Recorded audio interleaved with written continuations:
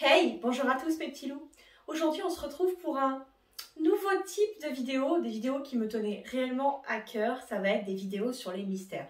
Tout type de mystères qu'il peut y avoir, les lignes de Nazca, une disparition d'enfants, un bateau qui a disparu lui aussi. Bref, on va voir absolument de tout dans ces séries de vidéos. Et aujourd'hui, je vous réserve la première, vraiment la vidéo que je préfère sur mon thème préféré, la machine denticitaire. Promis, je vous marque juste là, je vous marquerai le nom.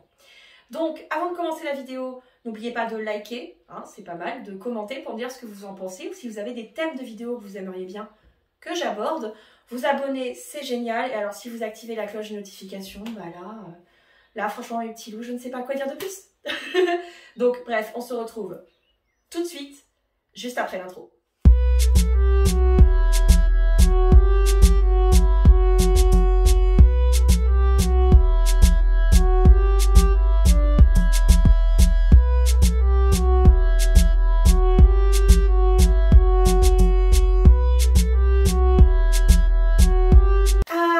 Vous l'avez vu dans le petit passage que je vous ai mis juste avant, nous allons voir un thème, mais un thème que j'aime, un thème que j'adore, la machine denticitaire. Alors si vous ne savez pas ce que c'est, eh ben, accrochez-vous, sortez les pop-corns ou ce que vous voulez, hein, installez-vous confortablement parce que ce mystère-là va littéralement vous retourner le cerveau, je vous promets. Bref, on attaque tout de suite.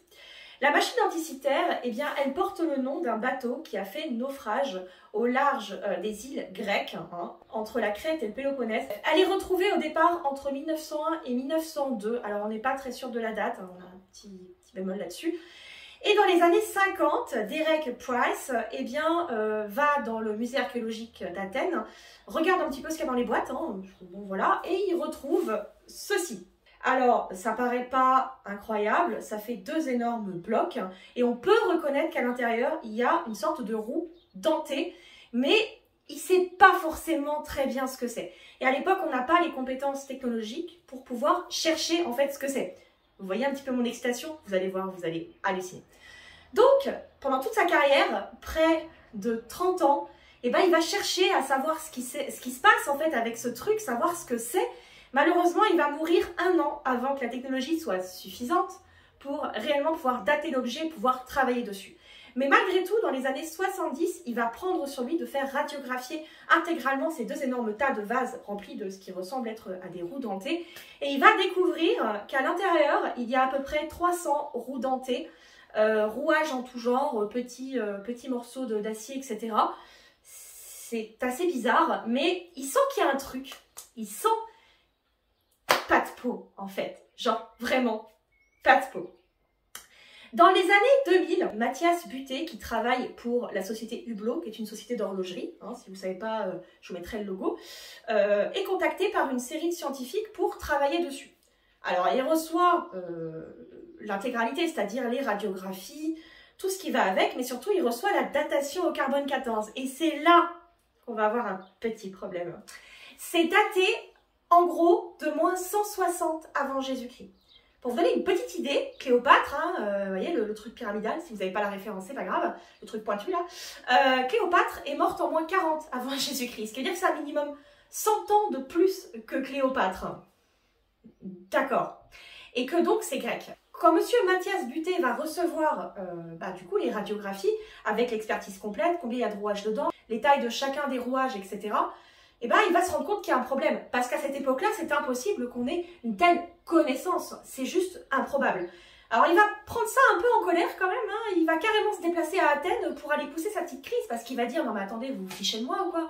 Un truc aussi vieux qui est aussi pointu que de l'horlogerie moderne. Faut peut-être pas me prendre pour le roi des idiots quand même. Hein. Un petit peu. Eh ben, il va se rendre compte très vite que non, on ne le prend absolument pas pour un idiot et que c'est bien un objet plus ancien que Cléopâtre. Et là, ça va être le drame. Je vous explique. Le tas principal, on va appeler ça un tas, principal, donc le bloc principal, parce qu'il y a deux blocs, comporte une trentaine de roues dentées. Ces petites roues là qu'il y a, il y en a une qui a été séparée en 263 parts égales. Alors, je vous laisse faire l'essai, hein. Vous prenez un compas et vous essayez de séparer de manière équitable en 263 parties un cercle. Alors, si vous y arrivez du premier coup, tant mieux. Moi, je pense que même au centième, j'y arriverai pas. Donc il y a vraiment un problème en fait, et il y a des tailles et des formes qui ne vont pas, mais c'est c'est pas tout.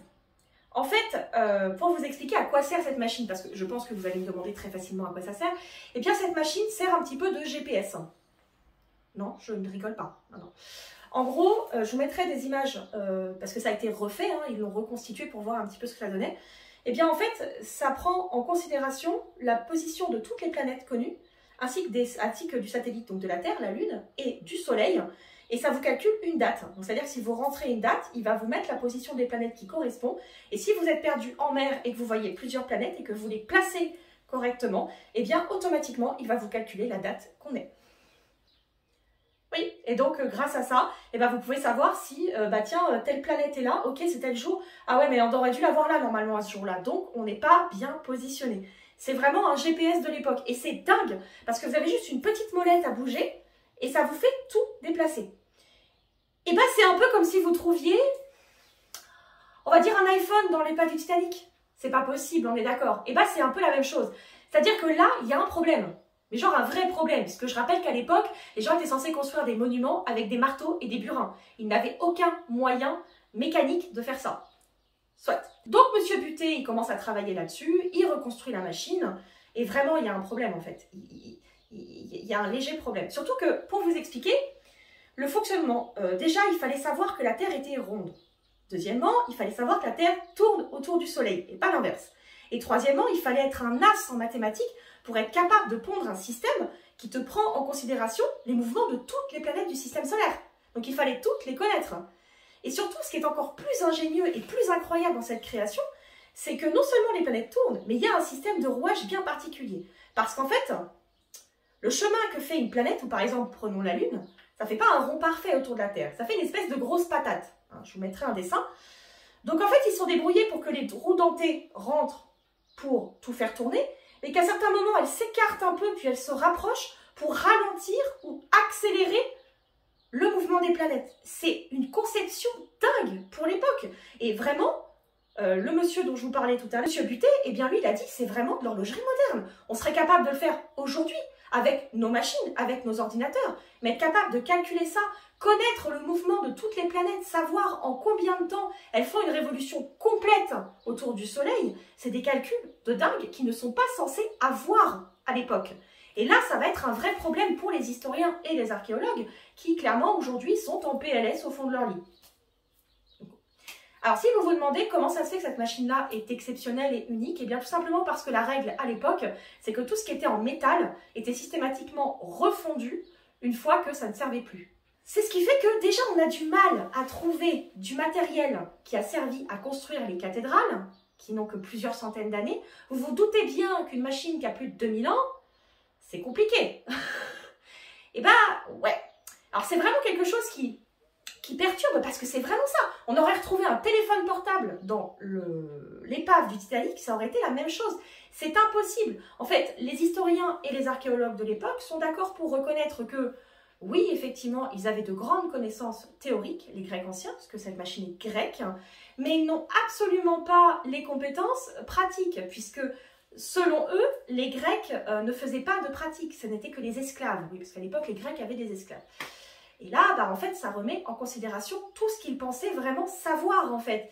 Et ça veut nous dire, en gros, ça nous explique qu'eh bien, tout ce qu'on savait est faux et qu'ils avaient beaucoup plus de connaissances. Parce que, je ne sais pas si vous vous rendez compte, plus de 300 pièces dans cet engin. D'accord? Ce qui veut dire qu'il a fallu, enfin, comment dire, il ne peut pas juste s'amuser à concevoir sans savoir ce qu'il va faire, sans avoir les connaissances qui vont avec. Il les avait forcément avant. Sinon, ça prendrait une vie pour en concevoir un. Donc, il en a très certainement existé énormément. On a perdu ça au fur et à mesure du temps. On a perdu ses connaissances, mais n'empêche qu'il a forcément, pour le faire, eu un minimum d'informations. C'est-à-dire que le gars ne s'est pas réveillé un matin en se disant « Bon, les machines, ça n'existe pas. Ah, vas-y, j'ai dessiné un rond avec des dents. On va s'amuser, on va les mettre ensemble, on va faire n'importe quoi et ça sera très drôle. » C'est pas possible, en fait. Il avait clairement déjà des connaissances, ce qui veut dire que l'utilisation des roues dentées, donc de mécanismes complexes, était déjà monnaie courante à l'époque. Et pourtant, les historiens et les archéologues refusent de l'entendre. Et pour eux, il s'est réveillé un matin avec une envie subtile et incroyable. C'est pas beau? Vous avez un astronome grec qui s'appelle Géminos, qui avait, dans son livre, parlé justement d'une machine qui, maintenant qu'on connaît la machine anticythère, ressemble énormément, Mais en fait, il a toujours été pris un petit peu à la rigolade par les historiens, etc. Parce que, oui, oh, il a inventé ça. Alors qu'en fait, absolument pas. Alors vous vous dites certainement que cette machine a changé entièrement la vision des historiens et des archéologues et que maintenant, ça fait un tollé pas possible partout. Eh bien, pas du tout. Je suis désolée. En fait, quand M. Butet a terminé de travailler sur ça, qu'il a construit son prototype, qu'il a vraiment travaillé dessus, eh bien, le musée archéologique d'Athènes a dit « Oh, c'est cool! C'est cool !» Ils l'ont exposé comme ça et ils n'ont plus jamais retouché à cette machine. Et ça n'a pas fait l'objet d'énormément de thèses, d'énormément de travail par-dessus. Les historiens restent persuadés que ça n'est pas possible et que des Grecs anciens n'ont pas pu construire cette machine alors qu'ils ont toutes les preuves devant le nez. Ça fait peur. Voilà mes petits loups, c'est tout pour la machine anticitaire. Je vous l'ai vraiment fait très simplement. Il y aurait des heures et des heures de vidéos à faire, mais j'ai voulu vous faire quelque chose de très simple. J'espère que ça vous a plu. N'oubliez pas encore une fois de liker, de commenter, de vous abonner, c'est encore mieux, d'activer la cloche de notification, là c'est extraordinaire. Et si en plus vous partagez ma vidéo, ce sera le bonheur. En tout cas mes petits loups, à très bientôt pour de nouveaux mystères. Ciao.